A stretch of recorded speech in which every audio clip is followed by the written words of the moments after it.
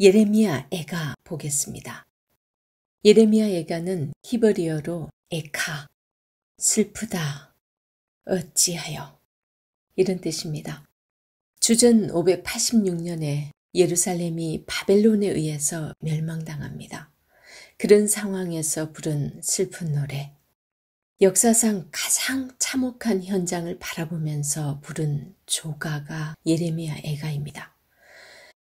예레미야서가 총 5장으로 되어 있는데요. 예레미야 1장과 2장과 4장은 이 히브리어 에카라는 단어로 시작이 되고 있습니다. 이 단어는 장례식이나 아주 깊은 슬픔, 그런 걸 애도할 때 사용하는 그런 표현입니다. 북이스라엘은 비록 멸망했을지라도 유다는 절대 멸망할 수 없을 것이라고 철떡같이 믿었던 그 예루살렘이 함락되었습니다. 불신앙과 불순종으로 하나님과의 약속을 저버린 이스라엘. 이제 마지막 남은 유다의 마지막 왕 시드기야는 왕이 보는 앞에서 두 왕자를 죽입니다. 그리고 왕자의 죽임 당하는 모습을 보고서 시드기야 왕의 누나를 뽑아버리죠. 유다의 마지막 왕은 눈이 다 뽑힌 채 바벨론으로 끌려갑니다.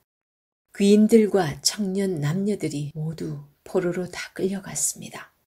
거룩한 성전 예루살렘 성전은 다 회파되어 무너져 내렸고 성전 안의 금, 은, 기명들은 다 약탈당했습니다.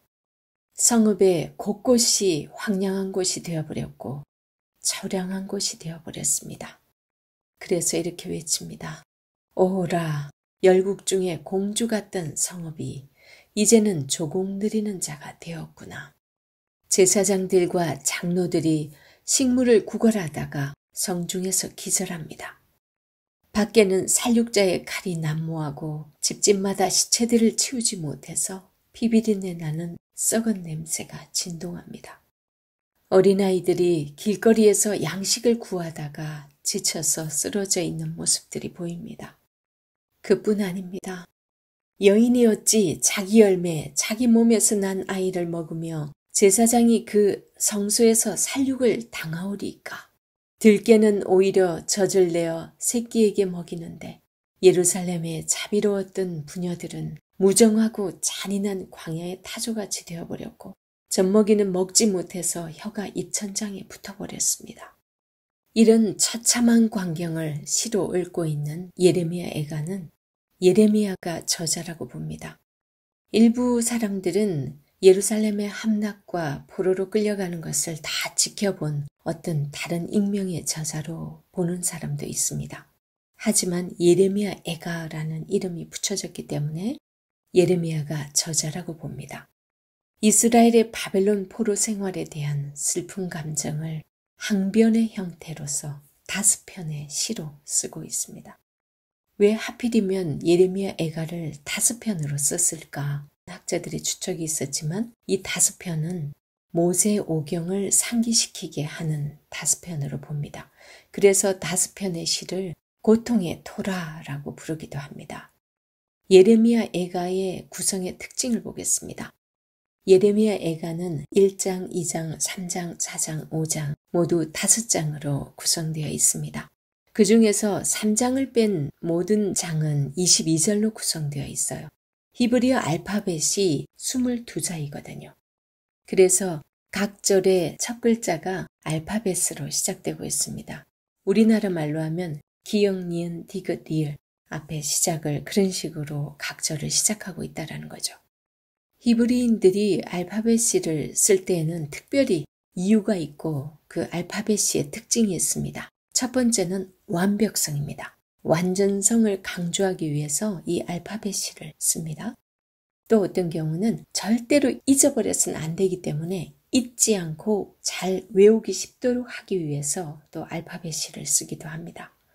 그리고 처음부터 끝까지의 전체 의미를 다 담고 있기 때문에 예레미야 애가에서는 알파벳 C를 처음부터 끝까지의 그 의미를 담기 위해서 이 알파벳 C를 썼다고 보기도 합니다. 알파벳 C를 사용하고 있다는 것은 지금 예레미야를 통해서 완전한 슬픔을 표현하고자 하는 그런 것으로 해석하고 있습니다. 예레미야 애가의 주제를 보겠습니다. 첫 번째는 예루살렘의 멸망은 이스라엘의 죄 때문이다 라고 말씀을 하고 있어요. 예레미야서에서는 바벨론이 160번이나 엄청나게 많이 언급이 되죠. 하지만 애가에서는 전혀 바벨론이란 말이 언급이 되지 않습니다. 유다의 멸망이 바벨론 때문이 아닌 그들의 죄 때문인 것을 지적하기 위함입니다. 그리고 두 번째 주제는 공의의 하나님과 언약의 신실하신 하나님을 알게 합니다. 하나님은 언약의 신실하신 분이고 하나님의 공의는 죄의 대가를 반드시 심판하시는 분이고 말씀하신 것은 분명히 행하시는 그런 분임을 알게 합니다. 그리고 세 번째 주제는요. 회개를 통한 회복의 소망을 줍니다.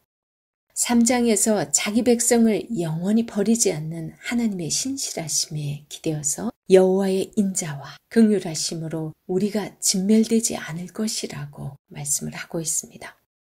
유다력으로 보았을 때 아비월 9월은 이 현대력으로 봤을 때는 7, 8월경인데요. 유대인들은 금식을 하면서 예루살렘 파괴를 애통해하며 기념하는 절기를 가지는데 그때 예레미야 애가를 읽습니다. 그리고 어떤 유대인들은 매주 금요일마다 애가를 읽으면서 죄를 돌아보는 날로 삼았다고 합니다.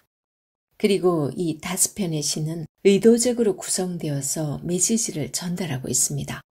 1장에서 4장은 알파벳 시로서 히브리어 알파벳 첫 글자로 시작하는 시로 쓰여져 있습니다. 물론 1장, 2장, 4장은 22절로서 되어 있고 3장은 22개의 알파벳이 3번씩 되니까 66절이 되겠죠.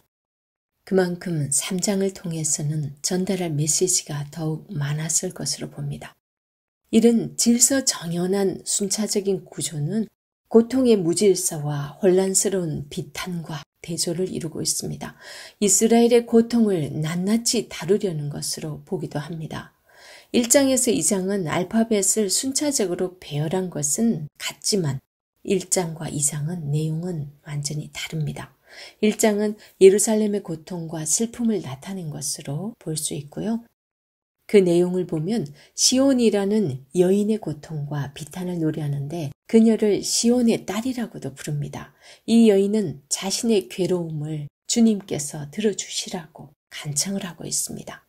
저자는 이를 통해서 예루살렘의 파괴가 사랑하는 여인의 죽음과 장례식으로 비유할 만큼 아주 어려운 아픔인 것을 이 시를 통해서 드러내고 있습니다. 그리고 2장은요. 하나님의 심판의 이유와 예레미야의 눈물을 보여주는 장면인데요. 이스라엘의 죄가 어떻게 하나님의 진노의 결과로 이어졌는지를 말씀해주고 있습니다. 하나님의 진노는 충동적이거나 갑자기 하나님께서 감정적으로 행동하시는 분이 아닌 것을 말씀을 해주면서 하나님의 공의를 알게 합니다. 하나님은 이스라엘과 언약을 하셨지만 이스라엘이 그 약속을 어겼다고 말씀을 합니다. 하나님은 오래 참으시지만 하나님의 공의는 반드시 그 대가를 치르게 해야 한다라는 것을 알게 합니다. 그래서 바벨론을 통해서 예루살렘을 치게 한 것이라고 말씀해 주고 있죠.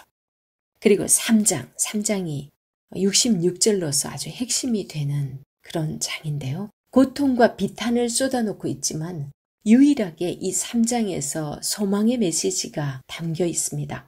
3장은 알파벳 하나당 3절로 구성되어 있어요. 그래서 가장 긴 시이죠. 3장에서는 고통과 비탄을 쏟아놓는 남성으로서 표현되고 있는데요. 그는 욥기와 시편의 애가, 그다음에 이사야서의 그 고통받는 종의 노래도 인용을 하고 있습니다. 하지만 하나님의 성품에 기대어서 하나님의 구원을 바라보는 소망의 말이 쓰인 장이기도 합니다. 예레미야 애가 3장 33절은 아주 유명하죠. 주께서 인생으로 고생하게 하시며 근심하게 하심은 본심이 아니시로다. 언약에 신실하신 하나님의 성품을 노래하면서 주님의 구원을 바라는 노래를 하고 있습니다.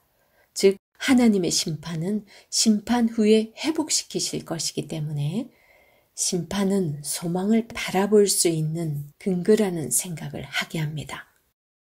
4장은요. 1장에서 2장 여기서 언급한 예루살렘의 참상을 다시 떠올리듯이 예루살렘 상황을 충격적으로 언급을 해주고 있는데요. 과거의 예루살렘 거리와 현재의 예루살렘의 모습을 대조해서 보여주고 있습니다.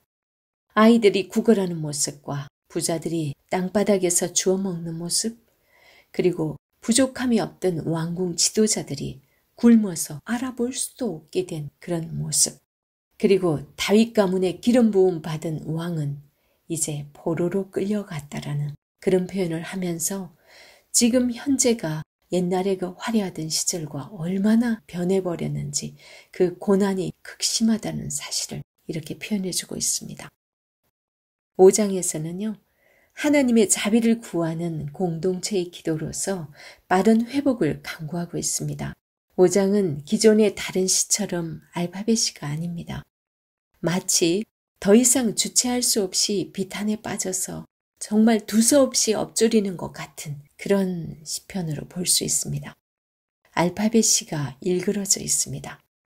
22개의 알파벳이 질서정연하게 다 나오는 것이 아니라 일부러 그런 것처럼 중간중간에 알파벳이 빠져 있습니다. 5장에서 보면 이스라엘 백성들이 그 공동체가 하나님께 자신들을 버리지 말라고 애원하는 듯한 그런 시를 보여주고 있습니다. 그리고 예루살렘의 멸망으로 충격에 빠진 또 다른 사람들, 불특정 다수의 사람들의 그 참상과 시온산의 황폐함을 나열을 하면서 이들을 대신하여서 간절히 애통을 하고 있습니다. 마지막 장의 결말에서 왕이신 하나님을 인정하면서도 마치 이스라엘에 하나님이 안 계신 것처럼 느끼듯이 어찌하여 우리를 잊으시고 이같이 오래 버리시나이까, 이렇게 호소하면서 예레미야 애가를 끝맺고 있습니다.